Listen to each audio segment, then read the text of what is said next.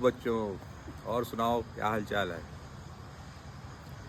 देखो, हम लोग यहाँ पे आए हैं रंग अनुभव सांस्कृतिक शिक्षा समिति की तरफ से, और आपको ये बताएंगे कि शिक्षा में रंगमंच का महत्व क्या है। तो शिक्षा में रंगमंच का महत्व के लिए आपको बताना बहुत ज़रूरी ये है। आप जानते हैं साइंस क्या है? साइंस आज उसे हम विज्ञान कहते हैं, लेकिन ये विज्ञान जो है किसी ज़माने में चेतना कहलाती थी। और ये सब विषय, जितने भी विषय आज हम पढ़ते हैं, संस्कृत है, हिंदी है, गणित है, विज्ञान है, समाज शास्त्र है, ये सारे शास्त्र कहाँ से आए हैं? दर्शन से। दर्शन शास्त्र, आजकल उसे हम फिलॉसफी कहते हैं। ये इतिहास नहीं है। इतिहास एक अलग चीज़ है जो पहले कभी था, अब नहीं। दर्शन हमारे प्रगति का द्योतक है। हम कैसे विकास कर रहे हैं, हमारा चेतना कैसे विकास कर रहा है। आप जानते हैं कि हमारे पास 3 तरह की चेतनाएं हैं। चेतना जागृत अवस्था में है, कुछ सुप्त चेतना होती है, कुछ है विक्षुप्त जो हमें दिखाई नहीं देती। ऐसे ही ईगो, स्वाभिमान 3 तरह का होता है। इसमें एक है ईगो, एक है ईडीगो, एक है सुपर ईगो। हम सबको सुपर ईगो की तरफ नहीं जाना है। ये आजकल पाश्चात्य संस्कृति का शब्द है।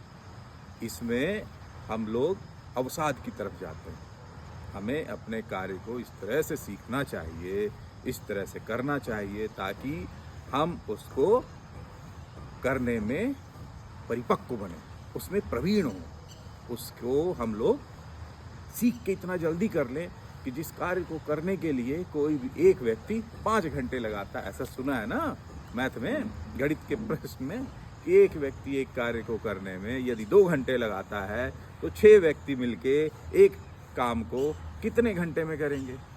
तो इसको आप माइनस करते हो, गुणा करते हो, है ना। हाँ, तो वैसे ही हम लोग प्रवीणता की तरफ बढ़ते हैं। तो जब हम सीखना किसी विषय को शुरू करते हैं, आरंभ करते हैं, तो हमें ज़्यादा समय लगता है, और हम जब उसे कम करते जाते हैं तो कम समय लगता है। आपको पता है ये सृष्टि की रचना किसने की है? सृष्टि की रचना की है भगवान ब्रह्मा ने, जो हमारे आदि देव हैं। और ये जो वाग देवी हैं, देवी सरस्वती, बोलना, हम क्या बोल रहे हैं, हम जो ये आजकल शब्द बोल रहे हैं, ये जो कौवे शब्द बोल रहे हैं, ये जो चिड़िया शब्द बोल रही है, ये जो पेड़ हिलते हैं इससे एक ध्वनि उत्पन्न होती है, ये जो मशीनें आजकल चलती हैं उससे एक ध्वनि उत्पन्न होती है। अच्छा, ध्वनियाँ कितने प्रकार की हैं? 2 प्रकार की। एक गले से निकलती है, एक पीटने से निकलती है। आजकल तीसरी ध्वनि भी है हमारे पास, यंत्रों से निकलने वाली ध्वनि, यांत्रिक ध्वनियाँ कहलाती हैं। तो आप सबको इन सब विषयों पे हम लोग धीरे धीरे प्रयोग करेंगे, अभ्यास करेंगे, और इस कार्यशाला को हम लोग आगे बढ़ाएंगे। तो अब विज्ञान की बात पे वापस आते हैं हम लोग। चेतना कैसे विकसित होती है? चेतना विकसित करने के लिए हमें ध्यान की आवश्यकता होती है। ध्यान मतलब समाधि नहीं, बैठ गए सो गए, ये नहीं। ध्यान मतलब एकाग्रता, कंसंट्रेशन, कॉन्शियस रहना है। चेतना माने कॉन्शियस रहना है। कॉन्शियस होना नहीं है, घबराना नहीं है। कॉन्शियस के 2 अर्थ हैं। कॉन्शियस का एक अर्थ है कि हम चेतन हैं, जागृत हैं। हम सोते हुए भी हमारा मन कभी सोता नहीं है, वो जगता रहता है। मन से तेज दुनिया में, संसार में कोई भी तेज चीज़ नहीं चलती, वो बहुत तेज चलता है। अपने मन को काबू करने के लिए हमें ध्यान करना चाहिए। कैसे करेंगे? तो इसके लिए हमें मन को शांत रखने की ज़रूरत है। शरीर में, इस एनाटॉमी के अंदर, इस बॉडी के शारीरिक अंग के अंदर मन कहीं कुछ नहीं है। मन जैसा पार्ट नहीं है। ये हमारे दिमाग, जो ये बुद्धि है, उससे, और जो हम महसूस करते हैं अपनी 5 इंद्रियों से, इससे विकसित होती है एक छठी इंद्री, और उसे हम लोग मन कहते हैं। मन को अच्छा लगता है, मन को ही बुरा लगता है। तो जब हमारी सारी इंद्रियों को, हमारे बुद्धि को, विवेक को, इन सब के साथ ऐसा होता है। अच्छा, तो अब आज की क्लास हम लोग यहीं ख़त्म करते हैं।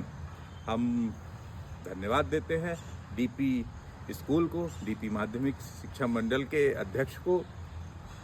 थैंक यू सर, आपने हमें यहाँ बुलाया। प्रधानाचार्य महोदय को धन्यवाद, आपने हमें बुलाया। और हम अब ये कार्यशाला लगातार ऐसे करते रहेंगे, कंप्लीट करते रहेंगे। आपका इस समय का सदुपयोग करेंगे और विषयों के संबंधित नाटकों की संरचना और सेमिनार्स को हम लोग इसी तरह नियमित तौर पे करते रहेंगे।